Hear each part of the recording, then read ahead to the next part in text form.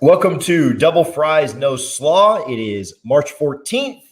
Myself, TJ Pittenger, along with Richie Barnes. It's pie day. Richie, are you eating any pie today? You have any pie coming up? Any for breakfast? I might have some pizza, but not any pie in the traditional term of it. I see your Magic shirt. You're going to watch the in-state rivalry. That's not really a rivalry anywhere except for on social media. Heat versus Magic tonight. Should be fun. Should be a good time for you. It'll be interesting to see what it looks like with the social distancing and contactless ticketing and all that good stuff. But going with my good buddy Roch and his girlfriend and my wife, and he's a huge Heat fan, so I'm a Magic guy. So we'll have fun with it. Most of my friends from down south are all Heat fans, so they've had our number for the better part of a decade now. But still enjoy it and always love getting to the Amway for some action. Absolutely. The Heat are on a little bit of a tear. I think they were like well under 500. I think they've won something like 9 of their last 10, and they're up to 4th in the East. You guys did not come for our NBA takes. So moving right along, we appreciate Guthrie's and their support. You can visit both of their locations in Tallahassee at 1818 West Tennessee Street and 2550 North Monroe. Get your gut box double fries, no slaw. Speaking of that, there's a place near me. I'll say it, I don't care. King of the Coop, and they do Nashville-style chicken. I've not been to Nashville, but I've had Nashville-style chicken in a couple of different cities from people who relocated from Nashville. And have you ever had Nashville-style chicken? That like spicy, hot chicken? I mean, maybe KFC one day after that doesn't count. Something, but yeah, not authentic Nashville hot chicken. So this is like as authentic as it gets, right? Like Tampa Nashville chicken, but like the KFC thing doesn't count because I got that one time and I was like, oh man, and it was terrible. I was like, This is such a disrespectful, So anyway, I just had some of that and my mouth is on fire. So like I'm gonna keep, going back to this water. Kara was over on the other side a few minutes ago. And I was like, just bring me a water. Like just hurry up and drop the kids. I don't care. Bring me a water. So anyway, my mouth's on fire right now. But it was good. If you're in the Tampa area, go to Guthrie's first. But I can't recommend King of the Coop enough. Appreciate Guthrie's and their support as I shout out another restaurant right now. But visit both their locations in Tallahassee and tag us in your social media posts with your boxes that have double fries, no slaw. Richie, what'd you do this weekend? I mean, not a lot. Just, Saturdays are pretty much house days when there's no football on. So a lot of work on the house, but had all the college tournaments on in the background, the TPC Sawgrass going on. So that kind of led me into Florida State last night, but a lot of work around the house in college basketball. It's one of the best times of the year for that. Absolutely. So thought we were going to get 3 games this weekend. We only ended up getting 2. Florida State makes the ACC championship, unfortunately falls to Georgia Tech. Before we go any further, we don't usually do this early in the show, but the best segment that we do, hopefully we get at least 2 more of these. We're at least going to get 1, and I'll say that. Well, I guess there's a scenario where we wouldn't do 1, but yeah, let's not talk about that. They're probably at least going to get 1 more, hopefully 2. Let's roll into, again, the best segment we've ever had on this show. Richie Barnes' basketball minute. This time in 2 years, Florida State was set to take to the hardwood for the ACC tournament.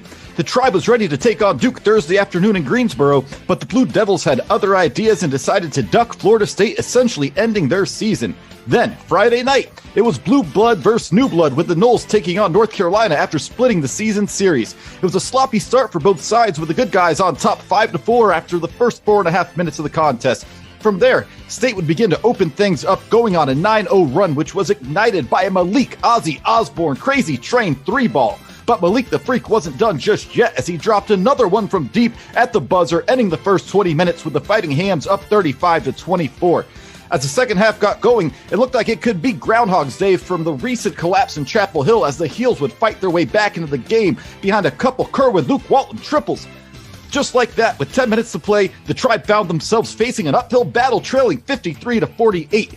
And while it was an Anthony Polite 3-ball that gave Florida State the lead, it was a Seminole secret weapon, the Serbian sensation, Big Balsa Koprivica, who did it all on both ends of the floor, going for 17 and 11 on the night as the Noles take down the Tar Heels 69-66, advancing to the ACC championship game against Georgia Tech Saturday night.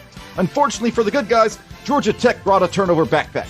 They brought a turnover chain. They brought a turnover everything as Florida State committed 24 total turnovers on the night, and that was the story from start to finish as Ham and Co. fall to the Jackets 80-75, missing out on a second straight conference title.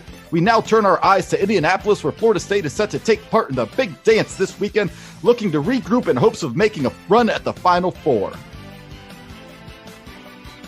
Okay, pretty good. Pretty good. I was worried about it. It's always harder. You had 3 weeks in a row, you've had to do a basketball minute coming off of a loss, but you're a true professional. You are an absolute professional. I hate giving you credit for anything, but you do a fantastic job on that.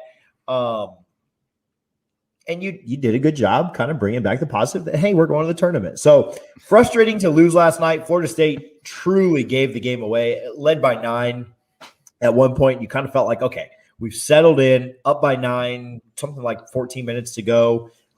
Felt really, really good. From that point, I believe Wake went on something like a 13-2 run or something, ended up taking a lead, led by turnovers, as you mentioned in the basketball minute. We couldn't stop turning the ball over. And it wasn't just, Alvarado was kind of annoying and probably hand checking a little too much, which I hate blaming the refs and stuff. But like, even without that, we were just making careless passes, trying to make one-arm passes underneath the basket. And it was frustrating to see. It was frustrating to watch. But at the end of the day, we gave it away. They took it. They stepped up and took what we were offering up on a silver platter. But a million turnovers and a loss is frustrating. Definitely wanted to win the ACC. Probably bumped us from a 3 seed down to a 4 seed. So frustrating, but where do we go from here, Richie? Yeah, it is frustrating. I was looking forward to that Duke game. Obviously, that they had a positive test, so we advanced right to playing North Carolina. And like I mentioned, we started off well, and then you kind of start thinking, "Oh boy, here we go again." North Carolina, they storm back, they take the lead. At that point, I didn't have a lot of confidence in this team, but based on what we've seen in recent weeks, but showed a lot of resilience, and we're able to get the win. And, I felt a lot better heading into that Georgia Tech game, seeing, okay, they weathered the storm against Carolina, came back and closed out, did what good teams do. And then Georgia Tech, anytime you have 24 turnovers and 28 made field goals, that's a recipe for disaster. And I'm shocked we only lost by 5 despite that. And Georgia Tech, they're a good team. It's not, your traditional Georgia Tech that's kind of bottom of the barrel in the ACC. They're, experienced, and they just play, 100 miles an hour the entire game. And, I just don't think we matched their intensity. They kind of wanted to take it to us. I think we're the more talented team and probably, the better coach team. But for whatever reason, they just didn't match that intensity. And you would have thought that this was a Wednesday night, regular season game and not the ACC championship. It's, in 18 turnovers against Carolina, 24 last night. Not good. And if you do that in the tournament, that's a quick recipe for a first round exit. So we definitely need to get that cleaned up. But if they do, we see in their ceiling, I still think this team can make a run at the Final Four, but their floor for me is a lot lower now. Like I said, it could be a first round exit. Yeah. I'll never forget the year, and you'll remember this. I said I'll never forget, and then I don't remember exactly what it was. But the year we went to the Elite Eight, didn't we lose in the first round of the ACC tournament? I want to say to Louisville, not the first round, but our first game in the ACC tournament. Yeah, and it was a really bad loss by like almost 20 points or so. Yeah, and everyone that year was just like, that same thing, we're not making a run like this team, and that was pretty uncharacteristic for that team. So I'm not saying that we're certainly going back to the Elite Eight or anything like that, or even further. I think the Sweet 16 is the expectation for the team, and then anything past that, is kind of what you would like to see the growth. And Florida State tends to play up like a lot of teams do. They are the classic play up to your opponent or play down to your opponent, and so that's why they could lose in the first round to a 13 that's hungry and playing for everything, or they could upset a 1 seed and go to the Elite Eight or Final Four. Either of those two things could happen. So, I trust Ham. I trust a lot of the guys that are on the team. I think that they'll be less careless with the ball. I think that supposing they don't see a zone and some pesky little guards like Georgia Tech had, I think that they will rebound from this. Not predicting a first-round exit by any means. I think the Sweet 16 is kind of the, pun intended, sweet spot for FSU to set their eyes on. Go 2-0 this week, right? Then we'll worry about what happens after that, And you think, some of the more memorable runs we've had in the tournament were with teams that did not have those high expectations. Obviously last year we were robbed and we have no idea what would have happened. I think we would have won it all. I know. I think we would have won it all. But you go back to, when we took out Notre Dame in the round of 32 to get to the Sweet 16, and then, almost, I think that was the year we had VCU where we went to overtime and we're looking at a chance at the Elite Eight, and it didn't happen, but everyone felt good because the expectation was not there. Then you think the year we had John Isaac, huge expectations, and then we get blown out in the second round by a double seed Xavier. And then, the next year we're like, okay, we're not sure. And then here we are making another run. So it really is wild. The NCAA tournament is always a crapshoot. I do like this team, especially if they can, assuming we win the first game, which, we should, we're probably looking at, anywhere from like a 9 to 13 point favorite for that game. And then I love this team on a short turnaround because not many people have the depth we have. So if we can get to that second game, I really like our chances of getting to the Sweet 16. And then it's all about matchups to see, if there's any upsets that happen before we get there, and it's go from there. But yeah, a first or second round exit would probably be disappointing based on how good this team looked coming out of that second COVID pause. Yeah, the team, has looked great when they're great, and looks pretty rough at other times. We have something exciting coming up tomorrow night. We have, with Tribaholics, we have Noel Madness. Tomorrow evening, Richie and I are going to be on with some of the guys from Noel Game Day, Aria Masudi, and a few other people, Caleb Skinner, the guys from Tribaholics, and the Noel Zone, a couple of guys, Jake and Justin from the Noel Zone as well. That's going to be at 8 p.m. You can find us on Tribaholics on Facebook, Periscope, YouTube, Twitter. Search for that. We're going to be talking all things FSU, all things tournament, and I think it'll be a lot of fun. 8 p.m. Eastern. We'll share it from all of our pages, but look for Tribaholics, Triboholics, on Facebook, YouTube, Periscope, Twitter. Excited to join those guys. Little breaking news here. FSU comes in as the 4 seed in the East region. We recorded some of this show earlier today, so Richie is at the basketball game, so we figured we'd fit this in right here. They play UNC Greensboro on Saturday. UNC Greensboro is 21-8. They won the Southern Conference Championship. They were scheduled to play Louisville earlier in the year. That game got canceled. So not a common opponent there that we can look at and kind of see how they match up. Florida State opens up as a 10-point favorite in that game. We, as we just said, will break down the game with a lot of people, Richie included, a lot of guys. I know Austin Veazey will be there from Noel Game Day, and a bunch of other guys that are much more qualified to talk about basketball than I am. But at the end of the day, Florida State opens up as a 10-point favorite, and this is a team that Florida State should beat. They need to do a better job of limiting turnovers, playing a little smarter, defending well, which I think they did defend well last night against Georgia Tech. It was really just kind of the turnovers. This game honestly shouldn't be close. They play on Saturday, and if they're to win, they'll play the winner of Georgetown, Colorado in that matchup, that 5-12 matchup. Colorado, Georgetown, both of those teams should probably present a little bit tougher of a challenge than UNC Greensboro, but UNC Greensboro is a team that could upset Florida State if they struggle with some of the turnover issues and things that they have over the last couple of weeks. So excited to see that, excited to see the game on Saturday night. Saturday, they actually haven't said what time it was, but at some point on Saturday, we will have a show in between now and that second game, which will be on Monday. So we'll talk a little bit more about that second opponent then, and hopefully be recapping a first round, an opening round win. Michigan is the 1 seed in that East region. They will likely be FSU's opponent if Florida State is able to win their first 2 games. It would set up quite the rematch. Florida State, Michigan played each other in a classic in 2018 in the Elite Eight.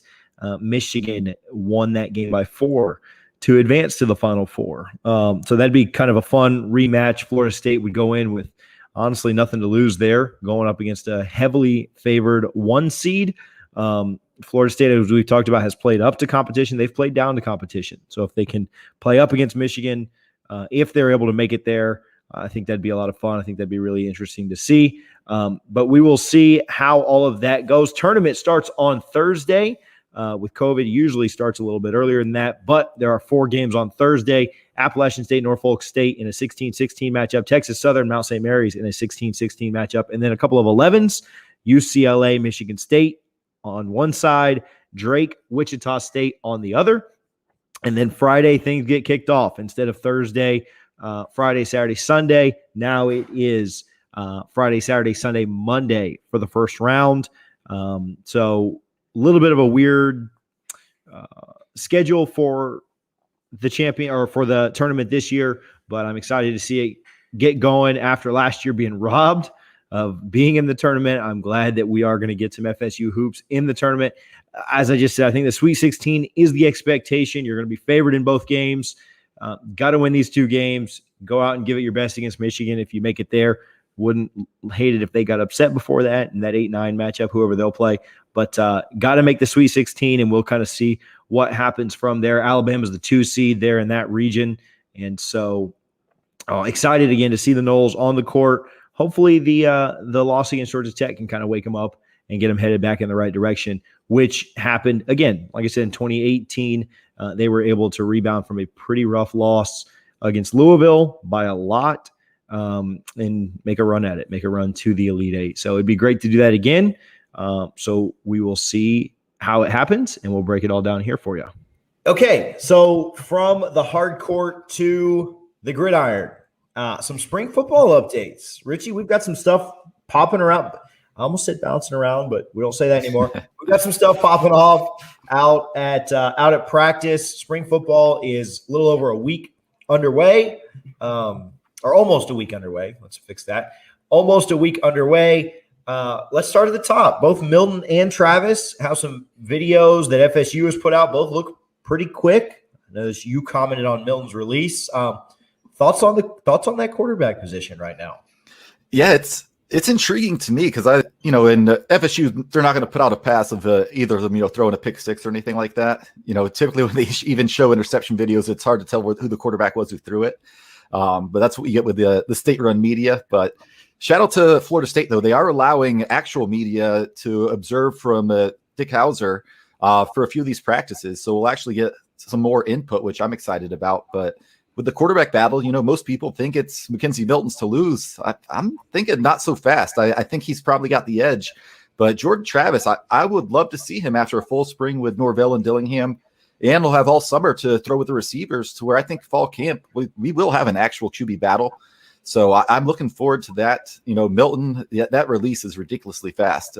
I know he doesn't have the biggest arm, but it's, from what we saw at UCF, he can identify his target and get the ball there to hurry.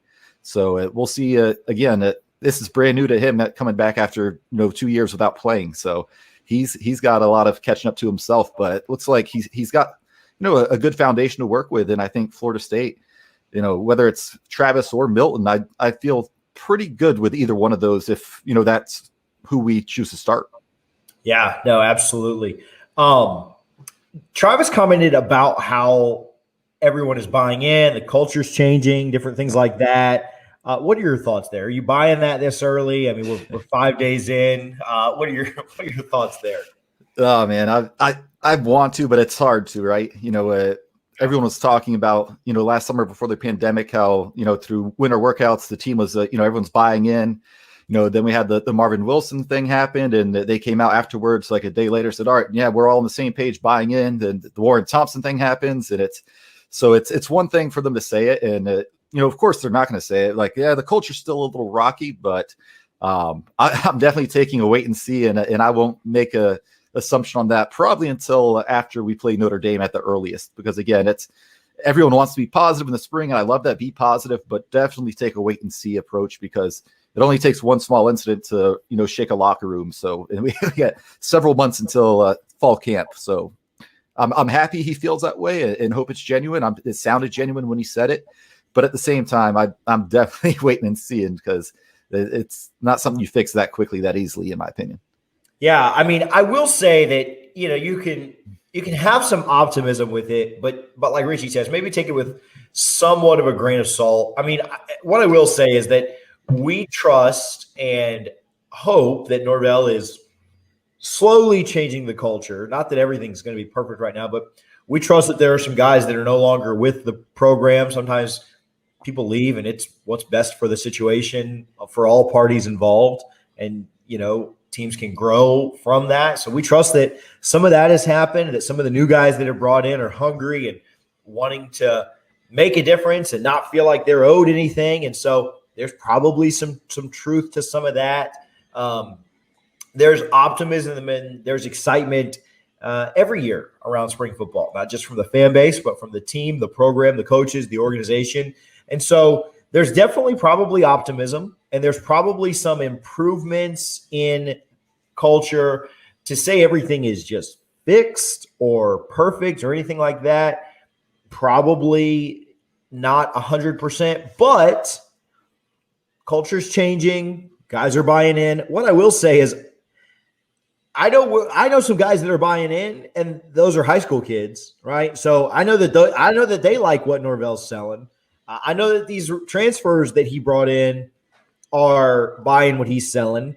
And so it's not too wild to me to think that maybe some of those younger guys on the roster from last year that are now in the system for another year, maybe they're buying in too. Maybe they believe what Norvell's selling as well. Because I know who does believe it, and that's the transfers and the recruits, because what Norvell has been able to do there has been pretty obvious. He's doing a great job there. Obviously, we've talked about how we've got to keep winning for all that to stick. But, it wouldn't shock me that things are getting better. Speaking of transfers, Jermaine Johnson, which we had Mike Farrell on last week, and a bunch of people got upset at some of his comments. But that's all right. You keep tweeting at him, and we'll get him back on soon. Sounds like Jermaine Johnson, somebody that Mike told us would be good, is showing out already. What are your thoughts there? Yeah, just I try and read the practice reports of the media that is able to attend the practices, and they're not allowed to shoot videos, so we're going on their opinion. But if you follow the beat long enough, you kind of know who's shoots it straight and who's all clickbait and hype. So what I took away is that Jermaine Johnson's having a great start. The question obviously to that is what's the offensive line looking like if he's just out there dominating right now? But he's a guy who had 5 sacks at Georgia last year. The only reason he left is because he wants more playing time, and I think it's pretty clear based on the early reports what we're seeing right now. This is a guy he's ready to get that bag, right? He knows this is his year to show what he can do. He knows he's going to play as many snaps as he wants for the most part. If he can stay healthy and produce, he's got a really good chance to really help this defense, because I think we have a lot of talent in the secondary, but if you can't get to the quarterback, it doesn't matter. And we haven't been able to get to the quarterback since Brian Burns left. Yeah. So first practice in Shells happened this week. They are in full pads this week upcoming, or so I guess last week is when the Shells happened, and then full pads this week upcoming. We're still in wait and see mode, right? Like we talked before. We don't want to overreact based on 1 week of very little hitting or anything else is going on, but there's optimism. We know the schedule is going to be tough. We know the season is going to be tough. Yeah. Can we see growth from last year? If so, that's what we're looking at. Florida State fans have to back off of our typical expectations of what Florida State football should be, at least for this year. Florida State football should be what we should be in the future, but it ain't happening this year. So it's, can we grow? Can we develop? Can we continue to hold on to our recruits so that we can continue to build back? And then next year we'll get the offseason lies going a lot more. Spring game, April 10th. Have we decided? I'm going. You going? Do you have a wedding that weekend? Like, what's going on? I do. So I will not be able to go because one of my good friends, I'm actually in the wedding, so it's tough getting out of that. But I'm really happy for the two people. So I will miss the spring game, but hopefully they have a stream that I can watch it. But yeah, I would love to be in Doak. So if he had got married any other weekend, I'd be up there. Well, I will go and enjoy it for you. Open to the public. Hey, we talk about this often. Support the boosters. You can go to boosters.fsu.edu, contribute to their One Tribe Foundation. I think it's about time we got President Alford back on. I know they've had some different things going on recently, and so we appreciate them and appreciate all that they do. And again, let's get this thing back on the right track for less than right around the cost of a cup of coffee. It's not at Starbucks, though. Not like it's more than that. Like my wife likes the Irish cream cold brews, and so I grabbed one of those the other day, and I got myself a macchiato, and they were like $9.43, and I was like, "What?" So anyway, I got my daughter a cake pop, and we're looking at like $12. So support the boosters, less than $5, or right at $5 a month to support the program. You're spending more than that on a lot of other dumb stuff. So don't even do the $5, like up to like 10 or 15. All right. While we're on football, we talked about basketball as well. If you could pick, thank you for remembering this because I forgot this earlier, but thank you for remembering to include this on the outline. If you could pick, would you rather Florida State make a Final Four this year in basketball or a New Year's Six in football? You can go first. Go ahead with your. We haven't argued in a little while, so it's time. So I'm in the minority here, and I know this because I put a poll out earlier in the week, and I had an idea this is how it would turn out. I think 66% said New Year's Six game, and I think about 200 people voted, so a decent sample size. And the other 34% said Final Four. For me, it's the Final Four, and it's not close. Because we're talking New Year's Six or Final Four. Now, if you said college football playoff, at that point, it might be a harder decision for me. But New Year's Six games outside of the playoffs don't matter. We saw that with Florida in their game, and nobody plays in the game because there's no point to it. So it'd be great to say feel good and all that rah stuff. But man, I've been following this basketball team for so long. Years watching the NIT selection show, knowing that we're not going to be in the NCAA selection show, seeing Hamilton get this thing so close last year. I just want so bad for Leonard Hamilton to have a chance to get to a Final Four and compete. They were 2 possessions away a couple of years ago against Michigan from getting to the Final Four, and they would have got to play Loyola Chicago and probably would have played for a national title. Granted, that Villanova team was really good, so I don't know if anyone was beating them, but I consider myself pretty much just as big a Florida State basketball fan as a football fan. So all things equal this year, give me the Final Four, and I don't have to think twice about it. Tell me why I'm wrong, TJ. Yeah, I mean, you're absolutely wrong, which I'm okay with that. Like you're allowed to be wrong. So my biggest thing is that Florida State, for all intent and purposes, unless a major upset happens, is going to make a Sweet 16. So Florida State is going to be a top 16 team in the country. If they can win one more past that, they're a top 10 team in the country when it's all said and done. And maybe they're probably even if they just make the Sweet 16, they're probably like a top 11 or 12 team in the country. There's probably some upsets or something. Like you could say FSU is a definitive right around a top 10 team in hoops for the year. Florida State football, I'm going to sound like a major pessimist, is going to be lucky to go 6-6 this year. He's not lucky, but FSU football is going to fight to make a bowl this year. It's going to be difficult. It's going to be tough. Yeah, you're probably looking at 5.5 for a win total.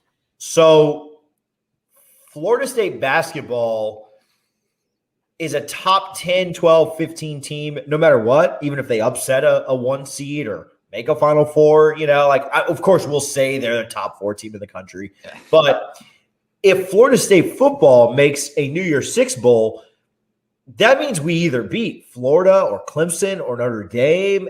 We definitely beat Miami. We upset North Carolina to do that.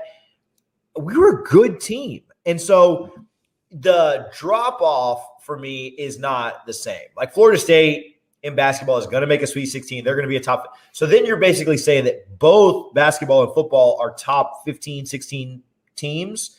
And I would take that over what will probably happen, basketball going to a Final Four and Florida State, either barely making or barely missing out on a bowl in football. So in any given year, if it wasn't this year and I knew that Florida State football was just going to be a 9-10 win team like normal, I'd probably take the Final Four over, the New Year's Six. Because you're spot on with the fact that the New Year's Six doesn't matter. Like bowl games outside of the playoff don't matter. So if it was kind of a normal FSU year and we're looking at like, oh, would you rather FSU win 9 games or 10 games and go to New Year's Six? Well, I just take the 9 games in the Final Four.